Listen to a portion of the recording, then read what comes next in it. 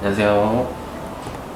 산재박사TV의 박도현 농사입니다. 산재박사TV의 조경준 농사입니다. 오늘은 직업성 암에 대해서 다시 영상을 찍어보도록 하겠습니다. 산재보험 같은 경우에는 일반인들이 생각할 때는 다치는 경우, 일하다가 다치는 경우에만 산재가 된다고 생각을 하는데, 질병의 경우에도 예외적으로 인정이 되는 경우에는 산재로 보장이 가능합니다. 산재로 보장되는 직업성 암의 경우에 여러 가지 특징들이 있는데요. 그 특징들에 대해서는 오늘 우리 조경준 농사가 대답하도록 하겠습니다. 네, 직업성 암이라고 하면 이제 업무와 관련해서 그 암을 유발할 수 있는 유해 물질에 일정 기간 노출돼서 발생했다고 인정되는 암들을 말하는데요. 일반적으로 조금 업종이나 조금 산업군에 대해서 많이 발생하는 암들이 있어요. 근데 그런 업종이나 산업군에서 종사를 하셨는데 그 암이 발생했다 하면은 보통 그런 걸 직업성 암으로 산재 신청해 볼 실익이 좀 있다고 볼 수 있겠습니다. 직업성 암에 대해서는 산업재해보상보험법 시행령 발표 3에서 좀 특별히 규정을 하고 있는데, 거기 이제 뭐 악성 종피종, 백혈병 해가지고 다양한 암의 종류들이 나와 있지만 그건 조금 예시적 규정이라고 보시면 됩니다. 예시적 규정이라고 하는 거는 꼭 거기에 나열되어 있는 암이 아니더라도 어쨌든 업무와 관련해서 상당 인과관계가 있는 것으로 인정이 된다면 충분히 그 암이 직업성 암으로 인정될 수 있다는 뜻이죠. 네, 이러한 직업성 암들에 대해서 산재보험으로 인정이 되는 건데, 이런 직업성 암과 비직업성 암의 다른 어떤 차이점이 있는데, 이런 직업성 암에 대한 특징에 대해서 간단하게 또 설명드리도록 하겠습니다. 직업성 암 같은 경우에는 일반적으로 조금 발생하는 나이에 비해서 유해 물질에, 발암 물질에 조금 더 많이 노출됨으로써 그 발병 연령이 조금 더 짧아지게 됩니다. 그러니까 일반적으로 한 60대쯤에 호발을 할 수 있는 암 질병임에도 불구하고 직업적으로 해당 암을 유발할 수 있는 유해 물질에 노출되었다면 40대, 50대에도 좀 충분히 발병할 수 있다는 게 이 암의 특징이라는 것이죠.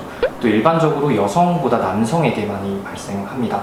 이제 업무에 조금 더 많이 종사하시고 유해 물질에 좀 더 젊은 시절부터 노출되었기 때문이 아닐까 하는 추정을 해볼 수 있겠습니다.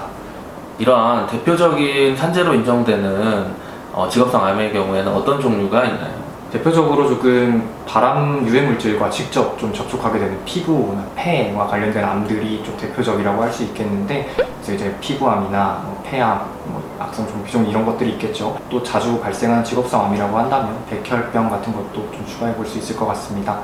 저희 산재보험 같은 경우에는 일반적으로 제일 인정받는 상병이 폐암인데, 폐암 같은 경우에 일반인이 알고 있기로는 담배를 많이 피는 경우로 이렇게 오해하고 있는데, 담배를 펴도 그러면 산재로 될 수 있나요?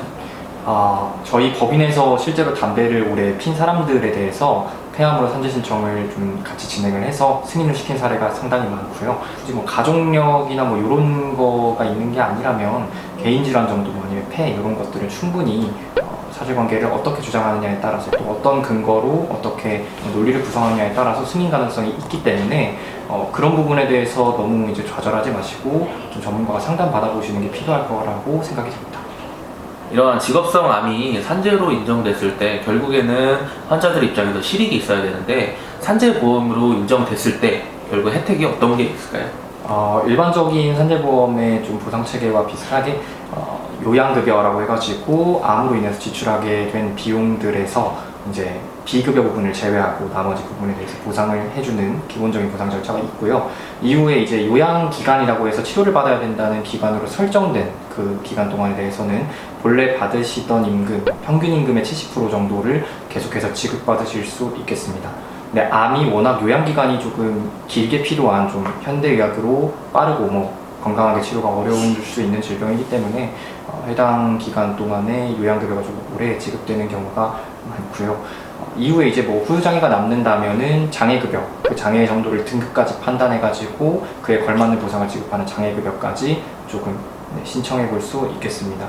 그리고 암 같은 경우에는 좀 전이 되거나 재발하거나 이런 경우도 종종 있을 수 있는데, 한번 조금 업무상 질병으로 승인이 된, 그러니까 직업성 암으로 승인이 된 병 같은 경우에는 그거에 대해서 재발했을 때 그 또한 산재보험의 재요양이나 추가 상병 등으로 충분히 보호받을 수 있다는 실익도 조금 빼놓을 수는 없겠네요. 자, 그리고 근로자가 사망하는 경우가 있는데, 사망했을 때는 어떤 게 혜택이 있을까요? 그 가족들한테? 기존에 산재로 인정받았던 암이 원인이 돼서 이제 사망까지 이르게 된다면 유족급여를 조금 신청해 볼 수 있겠습니다. 유족급여를 신청하게 되면 이제 연금 또는 유족급여 일시금으로 해당하는 좀 금액이 유족들에게 지급이 되면서 해당 부분에 대해서도 충분히 산재 보상을 받을 수 있다는 것도 큰 실익이라고 할 수 있겠습니다.